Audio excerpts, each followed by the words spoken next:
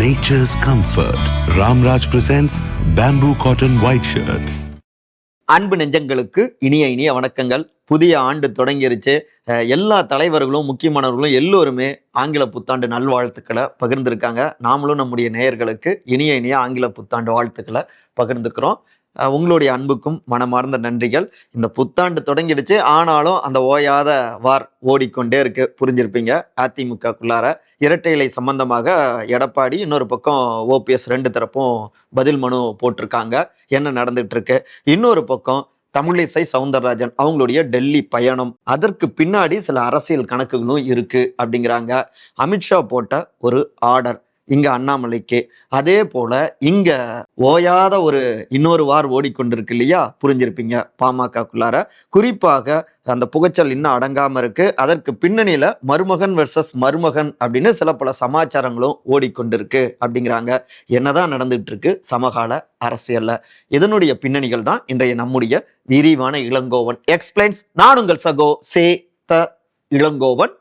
நிகழ்ச்சிக்கு போகலாம். தமிழிசையின் தலைமை கணக்கு, அமித்ஷா போட்ட ஆர்டர், ரூட்டை மாற்றிய அண்ணாமலை. அண்ணா பல்கலைக்கழக மாணவிக்கு ஏற்பட்ட அந்த பாலியல் வன்கொடுமை ஒட்டுமொத்தமான மாநிலத்தையும் அதிர்வுக்கு உள்ளாக்குனது இல்லையா? இதை ஒட்டி பல்வேறு அரசியல் கட்சிகளும் தொடர் போராட்டங்கள், ஆர்ப்பாட்டங்கள்ல ஈடுபட்டு இருந்தாங்க. குறிப்பாக பிரதான எதிர்க்கட்சியான அதிமுக பல்வேறு போராட்டங்களை தொடர்ந்து முன்னெடுத்தபடி இருக்காங்க. கைதும் ஆகிட்டு இருக்காங்க. லேட்டஸ்டாக கூட யார் அந்த சார் அப்படிங்கிற அந்த போராட்டத்தை எல்லா பக்கமும் நூதன வடிவத்துல முன்னெடுத்திருந்தாங்க. அதற்கு நல்ல வரவேற்பு கிடைச்சது அப்படின்னும் அதிமுகவுடைய ரத்தத்தின் ரத்தங்களும் தொடர்ந்து அதை பதிவு செய்தபடி இருக்காங்க. இதுல முக்கியமான ஒரு விஷயம், யார் அந்த சார் அப்படிங்கிற அந்த போராட்டத்தை பாராட்டியும் பதிவிட்டு இருந்தாரு. வேற யாரும் இல்ல, தமிழ்நாடு பாஜக தலைவரான திரு அண்ணாமலை. என்னங்க அவர் பாராட்டி இருக்காரு? ஏற்கனவே அதிமுகவுடைய தலைமை குறித்தெல்லாம் ரொம்ப காட்டமாக விமர்சனம்லாம் வச்சிருந்தாரு. அவருடைய அந்த விமர்சனங்களாலேயும் அதிமுக பாஜக கூட்டணி முறிவுக்கு வந்தது. அதற்கு அண்ணாமலை ஒரு முக்கிய காரணம். அப்படி இருக்க இப்ப திடீர்னு பாராட்டுறாரு. இது மட்டும் இல்ல, கொஞ்ச நாளைக்கு முன்னாடி கூட கூட்டணி சம்பந்தமான ஒரு விஷயத்துல கேட்கப்பட்ட கேள்வியில கூட லண்டன்ல இருந்து அவர் திருமண உடனே பொறுத்திருந்து பாருங்க, அதாவது ஒரு பூடகமாக சில கருத்துக்களையும் பதிவு செஞ்சிருந்தாரு. சிம்பிளா சொல்லணும்னா, அதிமுகவை நெகட்டிவான இடத்துல நிறுத்தாம தன்னுடைய பேட்டிகளை அவர் அமைத்து கொண்டிருக்கிறார், நகர்வுகளையும் அமைத்து கொண்டிருக்கிறார். எப்படி இந்த மனமாற்றம் ஏற்பட்டது அப்படின்னு கமலாலயத்தில் இருக்கக்கூடிய சில சீனியர்கள் கிட்ட விசாரிச்சாங்க. எல்லாமே மேலிடத்துல இருந்து வந்த அந்த உத்தரவு தாங்க. நம்முடைய உள்துறை அமைச்சரான திரு அமித்ஷாஜி அவரு தமிழ்நாட்டில் எந்த காரணத்தினாலும் பாஜக வலுவான கூட்டணியை அமைக்காம போயிடக்கூடாது, கூட்டணி முறிந்து விடக்கூடாது, கூட்டணியே இல்லாம போயிடக்கூடாது, ஸோ கூட்டணி அதுல ரொம்ப கவனம் பார்த்துக்கோங்க அப்படின்னு தமிழ்நாடு தலைமைக்கு வந்து அவரு உத்தரவு போட்டிருந்தாரு. ஏனாங்க, கடந்த 2021ஆம் ஆண்டு பாஜக, அதிமுக, பாமக உள்ளிட்ட பல்வேறு முக்கியமான கட்சிகளுடன் ஒரு வலுவான கூட்டணியை அமைச்சோம். அந்த கூட்டணியின் காரணமாகவும் தமிழ்நாடு சட்டமன்றத்துக்குள்ளார பாஜகவுடைய சட்டமன்ற உறுப்பினர்களும் அடியெடுத்து வச்சாங்க. கூட்டணி கட்சிகளுடைய உதவியாலும் நம்ம இப்படி அதிகாரத்துக்கு வரப்ப அந்த அதிகாரத்தின் பலனாகவும் அந்த பவர் மூலமாக இன்னும் தமிழ்நாட்டுக்குள்ளார கட்சியை வேறு ஒன்றை செய்ய முடியும்.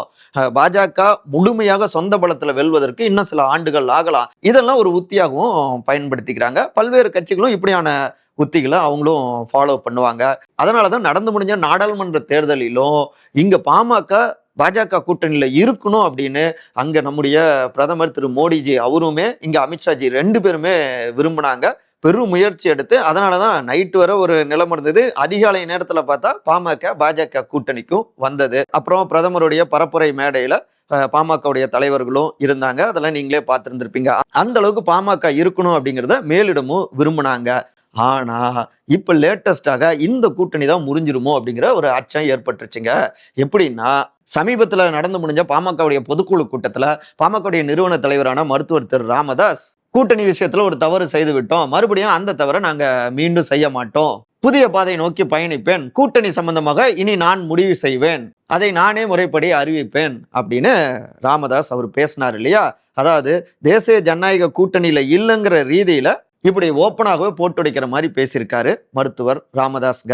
இதுல பாமக தலைவர் திரு அன்புமணி ராமதாஸ் அவருக்கு பாஜக கூட்டணியில இருக்கணும் அப்படின்னாலும் பாமகவில் முக்கியமானவர் மருத்துவர் நிறுவன தலைவர் ராமதாஸ். ஸோ அவருடைய முடிவு வேற மாதிரி இருக்கு. இங்க பாஜக கூட்டணியில பாமக இல்லாம போனா அது 2026 சட்டமன்ற தேர்தலையும் ஒரு டிராபேக், ஒரு பின்னடைவை ஏற்படுத்தும் அப்படின்னும் அங்க டெல்லி கருதுறாங்க. இன்னொரு பக்கம் வலுவான மாநில கட்சியை எதிர்க்கிறப்ப வலுவான எதிர்கட்சியோடு கூட்டணி அமைச்சா சிறப்பா இருக்கும். அதனால அதிமுகவும் கூட்டணியில வரணும் அப்படிங்கிற ஒரு எதிர்பார்ப்பும் இருக்கு. சோ இப்படியான கூட்டணி அமையறத யாரும் தடுத்துடக்கூடாது, உடைஞ்சிடக்கூடாது. ஸோ கூட்டணி ஏற்படுவதற்கான முயற்சிகளை தீவிரப்படுத்தணும் அப்படின்னும் பல இன்ஸ்ட்ரக்ஷன்ஸ் மேலிடத்திலிருந்து வந்திருக்குங்க.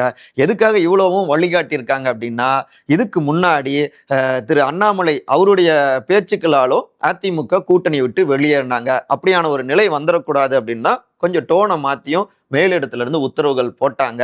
அதனுடைய மற்றொரு வெளிப்பாடு தான் யார் அந்த சார் அந்த போராட்டத்துக்கு, அதிமுக போராட்டத்துக்கு அண்ணாமலைஜியும் பாராட்டி இருக்காரு அப்படின்னு இந்த பின்னணி தகவல்களை நம்ம கிட்ட பகிர்ந்துக்கிறாங்க கமலாலயத்தில் இருக்கக்கூடிய சில சீனியர்கள் தரப்பினர். சரிங்க, முன்னாள் தலைவரும் ஆளுநருமான திருமதி தமிழிசை சவுந்தரராஜன் அவங்களும் டெல்லிக்கு பயணிச்சிருக்காங்களே, செய்தியாளர்கள்கிட்டயும் பேசியிருக்காங்களே.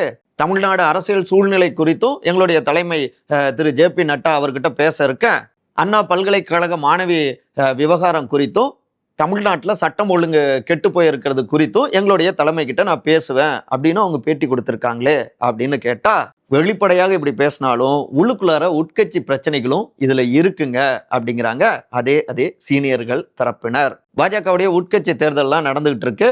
இன்னும் ஒரு 10 நாட்கள்ல மாநில தலைவர்கள் பதவி நியமிக்கப்படவும் இருக்கு.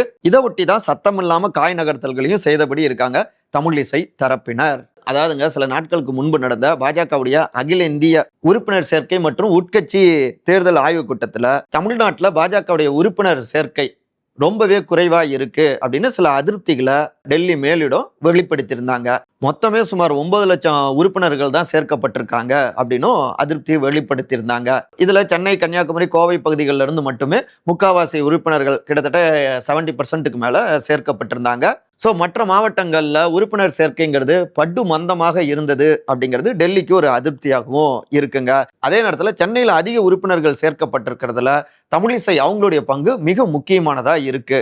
அது அவங்களுக்கு ஒரு பாசிட்டிவாகவும் தற்போதைய தலைமைக்கு நெகட்டிவாகவும் இருக்கிறதால தான் இந்த உட்கட்சி தேர்தல் இவை எல்லாவற்றையும் மையமிட்டு தலைமை சார்ந்த அந்த அரசியல் கணக்குகளோடு டெல்லி பயணமும் ஏற்பட்டிருக்குங்க அப்படின்னு இந்த பின்னணி தகவல்களை பகிர்ந்துக்கிறாங்க அதே கமலாலய சீனியர்கள் தரப்பு. அதாவதுங்க, தமிழிசை வெர்சஸ் அண்ணாமலை தரப்புக்கு இடையில சில மனக்கசப்புகள், ஒரு புகைச்சல்கள் ஓடிக்கொண்டிருக்கு இல்லையா, அதனுடைய வெளிப்பாடாகவும் இதை பார்க்கலாம் அப்படின்னும் தெரிவிக்கிறாங்க. அதே நேரத்துல தன்னுடைய லண்டன் பயணம் முடிச்சுட்டு இங்க தமிழ்நாடு திரும்பின உடனே மறுபடியும் பாஜக இங்க ஒரு பேசுபொருளாக மாறி இருக்கு. தொடர்ந்து ஒரு கவன ஈர்ப்பு போராட்டங்கள், சாட்டையடி போராட்டத்தை வேறு வகையில எதிர்க்கட்சிகள் விமர்சித்தாலும் பாஜக பக்கம் கவனத்தை திருப்பியதுல அண்ணாமலை அவருடைய பங்கு இருக்கு. தொடர்ந்து டிஎம்கேவை அட்டாக் செஞ்சு பேசிட்டு இருக்காரு. அது மட்டும் இல்லாம அங்க டெல்லியிலையும் வலுவான ஒரு ஆதரவு வட்டம் இருக்கு. இப்ப கூட தமிழ்நாடு பிரச்சனையை ஒட்டி ஆளுநரையும் சந்திச்சுட்டு திரும்பி இருக்காரு அண்ணாமலை. அவருடைய தலைமைக்கு எந்த பிரச்சனையும் ஏற்படாதுன்னு உறுதியா தெரிவிக்கிறாங்க அண்ணாமலை அவருடைய அதிதீவிரமான ஆதரவாளர்கள். மருமகன் வெர்சஸ் மருமகன், ராமதாஸ் அன்புமணி புகைச்சல் பின்னணிகள். போன ஆண்டு இறுதியில பாமக பொதுக்குழுவில் வெடித்த அந்த பட்டாசு புதிய ஆண்டு தொடங்கியும் கூட அந்த புகைச்சல் அடங்கிய பாடு இல்லைங்க. அப்படியே உள்ளுக்குள்ளார ஓடிக்கொண்டே இருக்குங்க. என்ன அப்படிங்கிறது உங்களுக்கே தெரியும். பாமகவுடைய இளைஞரணி தலைவராக திரு முகுந்தன் பரசுராமனை நான் அறிவிக்கிறேன் அப்படின்னு பாமகவுடைய நிறுவன தலைவரான மருத்துவர் திரு ராமதாஸ் அறிவிக்க, எங்க புதுசா வந்தவங்களுக்கு உடனே இவ்வளவு முக்கியமான பதவியை கொடுத்துருவீங்களா அப்படின்னு உடனே இதற்கு மறுப்பு தெரிவிச்சாரு பாமகவுடைய தலைவரான திரு அன்புமணி ராமதாஸ். அதை ஒட்டி பெரியவர் சின்னவருக்கு முட்டிக்கொள்ள, அதுக்கப்புறம் சமாதான குழுவினர்லாம் போயிட்டு அந்த சமாதான முயற்சியெல்லாம் ஈடுபட்டு அப்புறம் எங்களுக்கு எல்லாமே ஐயா தான் அப்படின்னு அன்புமணி அவரும் பேசியிருந்தாரு. இந்த பிளாஷ்பேக் எல்லாமே உங்களுக்கும் தெரியும். சரி, இவ்வளவு நடந்தும் இன்னும் 2 தரப்பும் அப்படியே சிடுசிடுன்னே தான் இருந்துட்டு இருக்காங்க அப்படின்னும் தைலாபுர வட்டாரங்கள்ல தெரிவிச்சிட்டு இருக்காங்க. சரி, என்ன காரணம் அப்படின்னு பார்த்தா எல்லாமே மருமகன் வெர்சஸ் மருமகன் அந்த பஞ்சாயத்து தாங்க அப்படிங்கிறாங்க. என்னன்னாங்க, முகுந்தனும் ஒரு வகையில அன்புமணிக்கு மருமகன் தாங்க. ராமதாஸ் அவருடைய மகளான காந்திமதி அவர்களுக்கு திரு சுகந்தன், திரு முகுந்தன், திரு பிரித்திவன் அப்படின்னு 3 மகன்கள். அவங்கள பிரித்திவனுக்கு தான் தன்னுடைய மூத்த மகளான சம்யுக்தா அவர்களை திருமணமும் செய்து வச்சாரு அன்புமணிங்க. சோ அன்புமணியுடைய மருமகனா ஆனதுல இருந்து அன்புமணியுடைய அனைத்து விதமான தொழில்கள், கட்சி நிர்வாகங்கள், அப்புறம் வன்னியர் சங்க நிர்வாகங்கள், இப்படி டோட்டலா எல்லாத்தையுமே கவனிக்கிறது பிரித்திவன் தாங்க. இதனாலேயே கட்சிக்குள்ளாரையும் குடும்பத்துக்குள்ளாரையும் பிரித்திவனுடைய கை ரொம்பவே ஓங்குனதுங்க.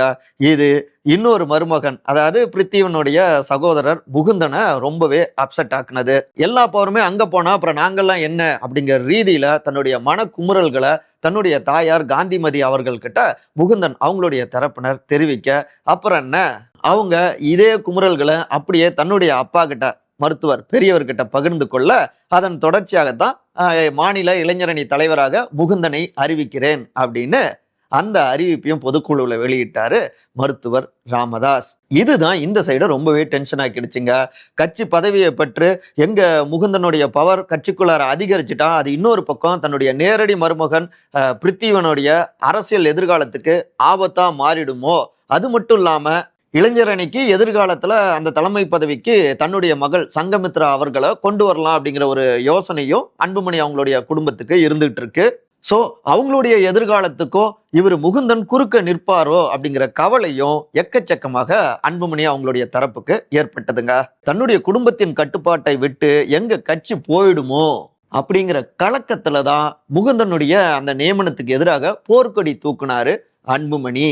சோ மருமகன்களுக்குள் நடந்திருக்கக்கூடிய இந்த மோதல் தான் இப்ப கட்சியை 2 தரப்பாக துண்டா மாற்றி இருக்கு அப்படின்னு இந்த ஒட்டுமொத்தமான பின்னணிகளையும் நம்முடைய ஜூனியர் விகடன் செய்தியாளர்களான கே முருகன், பொன் குமரகுருபன் ஆகியோர்கிட்ட பாமக வட்டாரத்தில் இருக்கக்கூடியவர்கள் பகிர்ந்திருக்காங்க. இது மட்டும் இல்லாம நாடாளுமன்ற தேர்தல் நேரத்திலேயே அதிமுக கூட்டணியை ரொம்பவே விரும்பினாரு பெரியவர். ஆனா சின்னவர் தான் பாஜக கூட்டணியை விரும்பினாரு. கடைசியா அங்க போய் 7 தொகுதிகளையும் இழந்துட்டோம். வெற்றி வாய்ப்பு கிடைக்கல, தருமபுரியிலையும் கூட கிடைக்கல. இதுல ரொம்பவே அப்செட் ஆகிட்டாரு பெரியவர். அதே நேரத்துல சின்னவர் அவரு தைலாபுரம் பக்கம் வரதையே அப்ப நிறுத்திக்கிட்டாரு, சென்னையிலேயே இருந்துட்டாரு. இந்த இடைவெளியை பயன்படுத்திக்கிட்டு முகுந்தனும் ஒரு பக்கம் பெரியவரோடு மிக நெருக்கமாகிட்டாரு. ஒரு கட்டத்துல பெரியவர் மருத்துவருடைய நிழலாகவே அவரு மாறிட்டாரு. அதனுடைய தொடர்ச்சியாகவும் அவருக்கு இந்த பதவியை கொடுக்கவும் நிறுவனர் முடிவெடுத்தாரு. அதாவது அன்புமணி அவங்களுடைய தரப்புக்கு செக் வைக்கிற விதமாக இவரை நியமிச்சிருக்காங்களோ அப்படின்னும் அன்புமணி அவங்களுடைய டீமுக்கு வந்துட்டு ஒரு எண்ணம் வந்தது. ஸோ இப்படி பல பிரச்சனைகளும் இதற்கு பின்னாடி ஓடிக்கொண்டிருக்குங்க. தற்போதைக்கு சுமூகமாக காட்சி தந்தாலும் உள்ளுக்குள்ளார இந்த புகைச்சல் ஓய்ந்த பாடில்லை அப்படின்னு இந்த பின்னணிகளை பகிர்ந்துக்கிறாங்க அதே பாமக சோர்சஸ். புத்தாண்டிலும் ஓயாத இரட்டை இலை வார். இரட்டை இலை தொடர்பாக திண்டுக்கல்ல சேர்ந்த திரு சூரியமூர்த்தி போட்ட அந்த வழக்குல முன்னாள் முதலமைச்சர்களான திரு எடப்பாடி பழனிசாமி மற்றும் திரு ஓ பன்னீர்செல்வம் 2 பேருடைய தரப்பு கருத்துக்களையும் கேட்டுட்டு இந்த விவகாரத்துல தேர்தல் ஆணையம் 4 வாரங்களுக்குள்ளார முடிவெடுக்க வேண்டும் அப்படின்னும் நீதிமன்றம் உத்தரவிட்டு இருந்தது இல்லையா. இந்த நிலையில தான் அதிமுகவுடைய பொதுச் செயலாளரான திரு எடப்பாடி அவங்களுடைய தரப்பினர் தேர்தல் ஆணையத்திலும் பதில் மனு கொடுத்திருக்காங்க. அதுல கட்சியுடைய உள் விவகாரங்கள்ல தேர்தல் ஆணையம் தலையிட முடியாது, பொதுக்குழுவை எதிர்த்து நீதிமன்றத்துல தொடரப்பட்ட வழக்கிலும் தீர்மானங்களையும் சென்னை உயர் நீதிமன்றம் அங்கீகரித்துள்ளது அப்படின்னு பதில் கொடுத்திருக்காங்க. அவர் அப்படி சொல்லியிருக்காரா? இன்றைக்கு ஜனவரி 1ஆம் தேதி புத்தாண்டு அன்று முன்னாள் முதலமைச்சரான OPS அவர்களுடைய தரப்புல பதில் மனு கொடுத்திருக்காங்க. அதுல ஒரு முறை முதன்மை உறுப்பினர்களால தேர்ந்தெடுக்கப்படுகின்ற கட்சி தலைமை 5 ஆண்டுகள் செயல்பாட்டுல இருக்கும். இதை பொதுக்குழுவுடைய தீர்மானம் மூலம் கலைத்து விட முடியாது.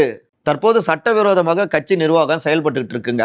அப்படி இருக்கிறப்ப அவர்களால இரட்டை இலை சின்னத்தை பயன்படுத்த முடியாது. எனவே எடப்பாடி பழனிசாமி அதிமுக கட்சி மற்றும் இரட்டை இலை சின்னத்தை பயன்படுத்த தடை விதிக்க வேண்டும் அப்படின்னு தெரிவிச்சிருக்காரு. பல ஆண்டுகள் மாறினாலும் இந்த காட்சி மட்டும் மாறாம இருக்கு. அதிமுகவுடைய உட்கட்சி வாருங்க அப்படிங்கிறாங்க ரத்தத்தின் ரத்தங்கள். பார்ப்போம் என்ன நடக்குதுன்னு. மற்றபடி இதே போன்ற அரசியல் சார்ந்த காணொலிகளை காண விகடன் டிவியை சப்ஸ்கிரைப் பண்ணுங்க. மறக்காம உங்களுடைய சிறந்த கருத்துக்களை கருத்துரை பகுதியில் பதிவு செய்யுங்க. அனைவரும் அன்பால் ஒருங்கிணைந்திருப்போம். நன்றி, வணக்கம். Nature's comfort. Ramraj presents bamboo cotton white shirts.